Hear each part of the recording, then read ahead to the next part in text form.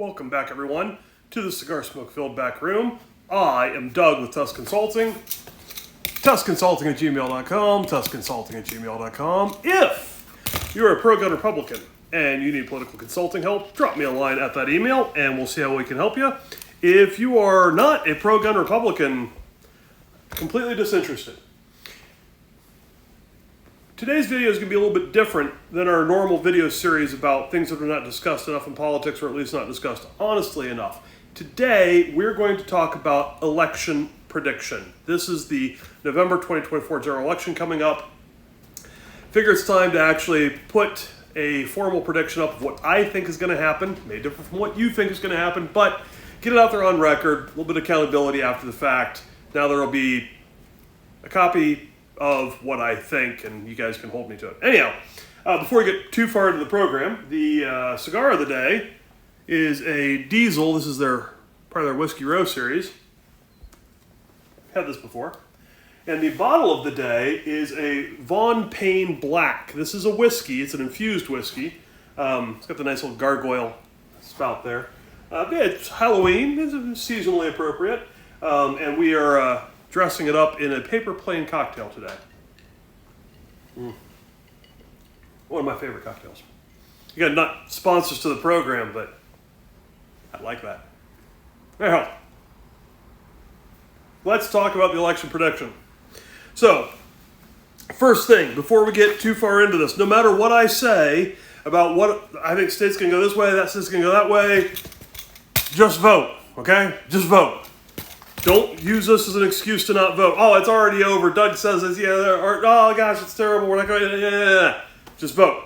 Okay? It is absolutely imperative. No excuse not to vote. Sports journalists love to analyze a game before it happens, but you still play the game. Just because talking heads on YouTube or TV say that your state's going to go one way by X number of points is no excuse for you to not vote. Go vote. So, get that disclaimer out right up front. And of course, this is just my prediction we're going to be talking about here. It could be wrong. Feel free to make your own prediction.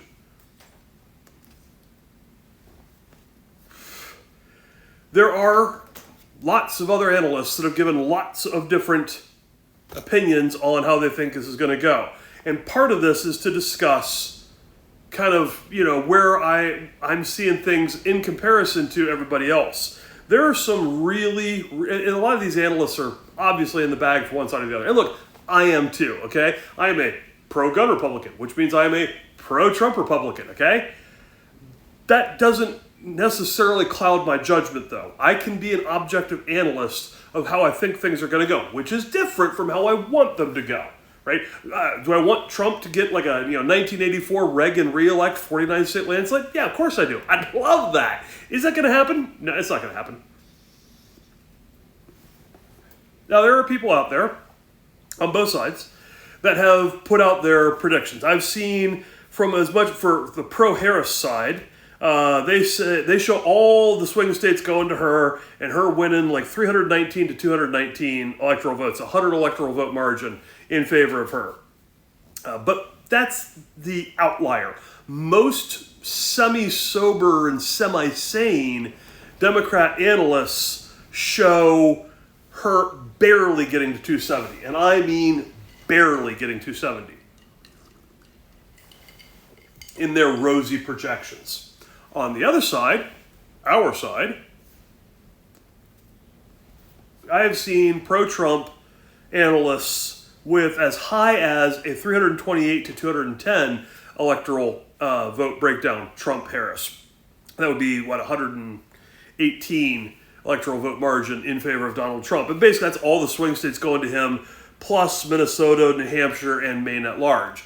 Now, that would be really cool. And look, if that happens, I'll be glad to eat crow, because that's not my prediction. That is not my prediction, okay? If that happens, it'll be amazing. It'll be wonderful. And I've got so many great recipes for crow. I've got Traeger. We could smoke the crow. Whatever. I'll be thrilled, okay? Thrilled to be wrong. I don't think it's going to be quite that good, though. It'd be nice, but I don't think it's going to be quite that good. Most Republicans, most Trump folks show Donald Trump getting somewhere in the low 300s, not quite 328, low 300s.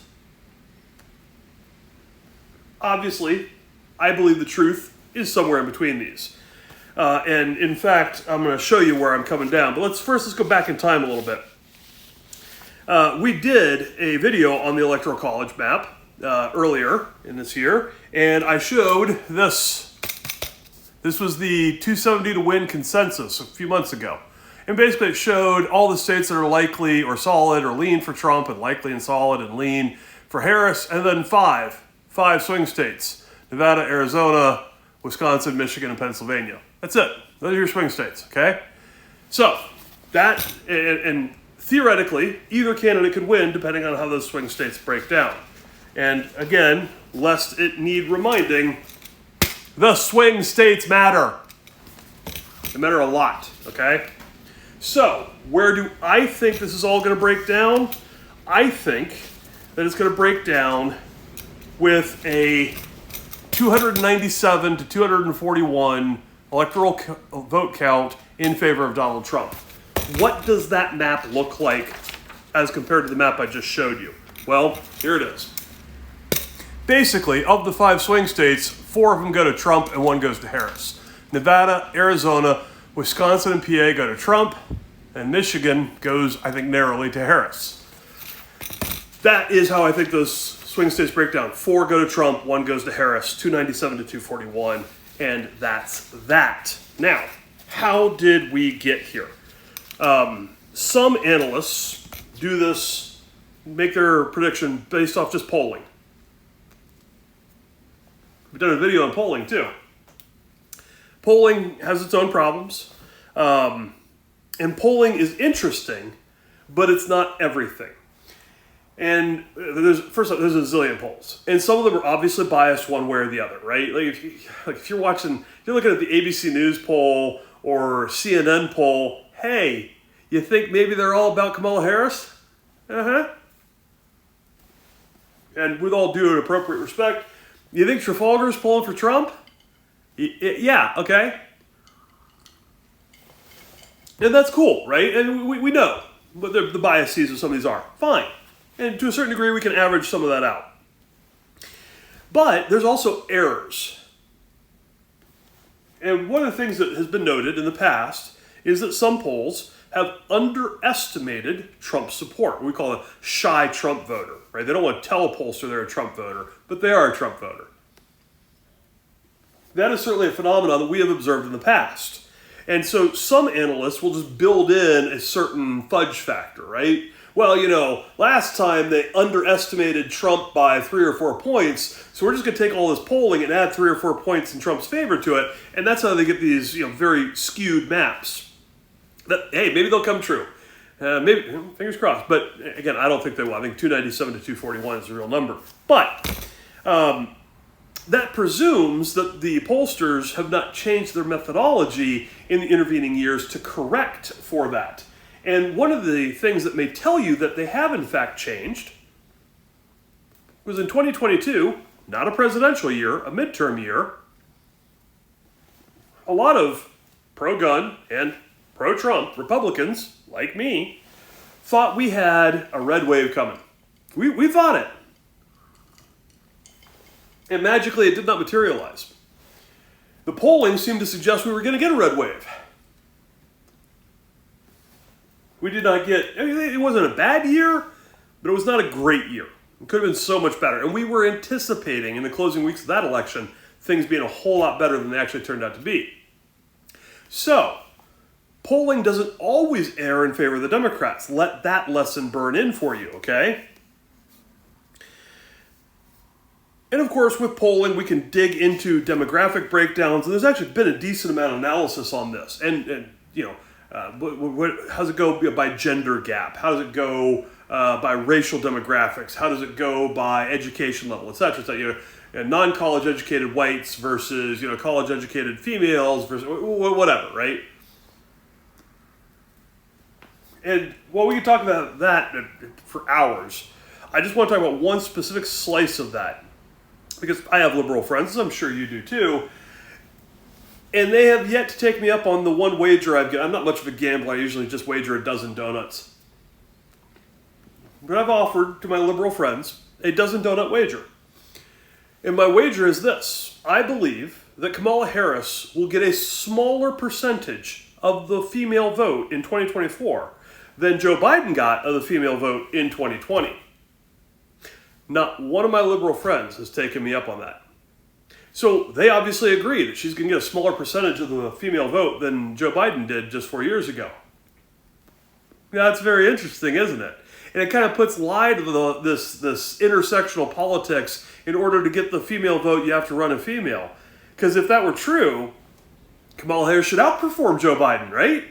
She's clearly a woman. Maybe the Democrats can't tell it, but she's clearly a woman.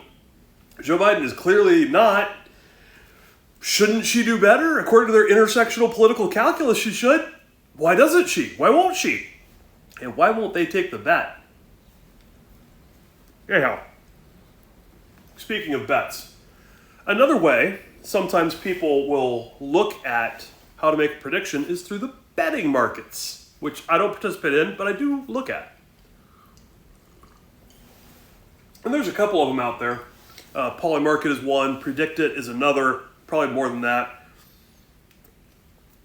And they're very intriguing. They're intriguing because you have a large number of participants that have skin in the game. They're putting their money up, right? They're putting their money where their mouth is. Hey, I'm putting $20 on Harris to win Illinois, whatever, right? You're putting $50 on Trump to win Texas, whatever. That is very, very different. When money's on the line, people get usually a lot more rational. And they take heart out of it and they start to analyze it. It's kind of like, with sporting, right? Sports. People, Ohio State's playing Penn State this weekend, I think. And, you may like Ohio State, you may like Penn State. But if you're going to place a wager, your hard-earned money, betting with your heart is dumb. Betting with your head is smart. And so people get real analytical when it comes to these things, okay? Same is true here. When they're looking at especially the swing states, they start to get very, very analytical and say, why is it that I think that Trump's going to win or Harris is going to win in this specific swing state, okay? So the betting markets are interesting. If you want to look at it this way, it's kind of like crowdsourcing your analysis with a large number of bettors. Having said that, because you don't have to wager anything to go in there and just look at the numbers, right? Very cool. Nice. Crowdsource. Great. It has its own errors, just as polling has its own error. The betting markets can be influenced by a small number of very wealthy bettors that place wagers in order to skew the market. Think of it kind of like the stock market, a market maker, right? There are big fish in that pond, big fish, that make your $20 wager look like nothing.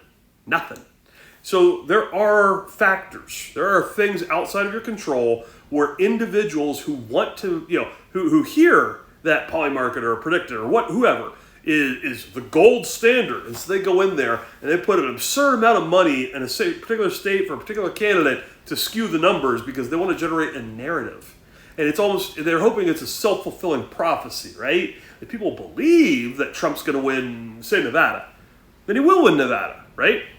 And for the record, yes, I think Trump wins Nevada. I think, again, the 4 swing states I think he wins are Arizona, Nevada, Wisconsin, and Pennsylvania. I think Harris wins Michigan. So, again, it is possible for those betting markets to be swayed by people like that. And the last thing is early voting data. So we have polling. Now, not everybody answers the pollsters. And, of course, the pollsters have to weight their responses by what they think the electorate that shows up is going to be, right? So they're making certain educated guesses. And then we have the wagering, the odds makers, the bettors. But then we have early voting data, because most states today have early voting. Most. So we can go into the early vote data, and we can look at the early voting data in 2024 and compare it to the early voting data in 2020 and see, is there a shift occurring? And if so, do we believe that's cannibalizing election day turnout, or is that low propensity voters? And again, we have to make some educated guesses, but it's real data. These are actual voters that have actually showed up and requested a ballot. Now, technically, we don't know who they voted for, but most states break them down by Republican or Democrat. Some states don't. But even then, a lot of websites will give you modeled party, okay? And so it's still possible to glean some information as to, are Republicans doing better or worse in this state than as compared to 2020? And so my analysis includes all three of these. It's not just polling. It's not just the betting markets. It's not just early voting data. It's a combination of all three. I've taken all three of these into consideration as I look at the swing states to ask myself, who do I think has an advantage? And I believe that in 4 of those 5 states, Donald Trump has the advantage, and therefore he will ultimately win. So, with that, in summary, I believe that Donald Trump is going to win the Electoral College by a reasonable margin. Again, I am Doug with Tusk Consulting. TuskConsulting@gmail.com. TuskConsulting@gmail.com. Thanks, everybody. Probably have a post-election video, too. Talk to you then.